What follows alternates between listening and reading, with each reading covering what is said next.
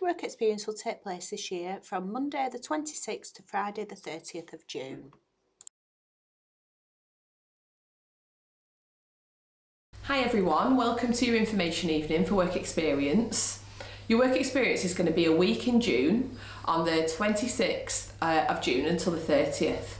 It is a self-placement, which means you need to be trying to find the placements yourselves, going to different workplaces, arranging that with them.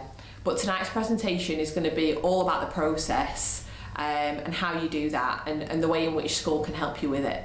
Mrs Rutter's also going to be coming into assembly a couple of weeks back after half term to help you understand that better as well. And if you've got any questions, then you can ask Mrs Rutter, Mrs Esoff or myself. If you're struggling to find a work placement, then you can always ring into school and we will help you with that. But it should be a great week for everyone. It doesn't have to be your career, something that you're interested definitely in doing, but it's just a taste of the workplace. So it can be anything that you want to do.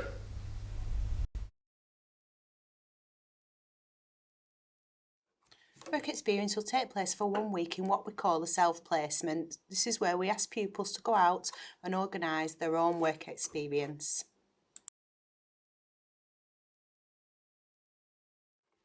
We feel there's many benefits to work experience. These include a taste of the world of work, appreciation of the different roles within a workplace, gaining a deeper understanding of the expectation placed upon employees, testing skills, making decisions, and then the positive feedback from the employers. When you enter the world of work, you gain transferable skills. These include personal motivation, teamwork, leadership, listening and communication in both verbal and written.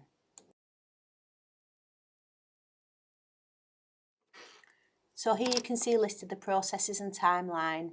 So what we would say is that from March you make the initial contact with employers via a telephone call, and then from March to April try and organise an on-site interview, face-to-face meeting, take your forms, collect the employer liability insurance and make sure it's in date and valid, and then all these forms need returning to school by Monday the 24th of April at the very latest. So forms that school need before a pupil can go on work experience. First of all, we need the self-placement forms handed out to all pupils, fully completed by the pupil, parent or carer and employer. We need the work placement description for the pupil. We also need the employer liability insurance that's valid and in date.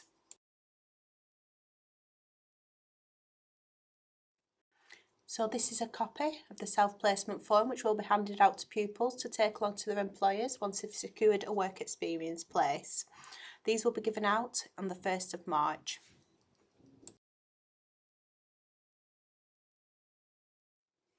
Here you can see an example of a copy of a certificate of employer's liability insurance. No work experience can take place without this.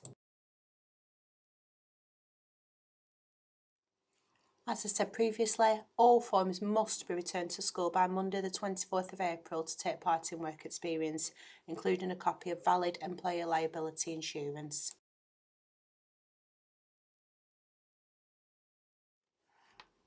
Things that families and pupils need to consider before work experience. First of all, the type of employment they're undertaking, how the pupil will get there and back each day, the dress code, health and safety, personal circumstances that may affect the work placement and the expectations placed upon the pupil.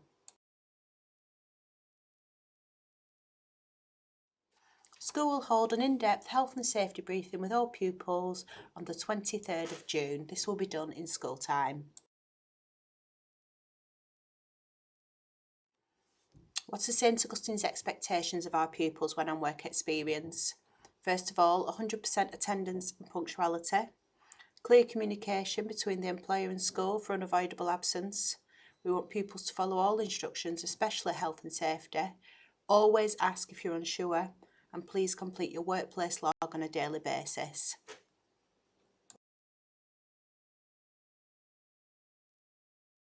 This is an example of the work experience record of placement that all pupils will be given before they start work experience. We ask that all pupils fill this in completely.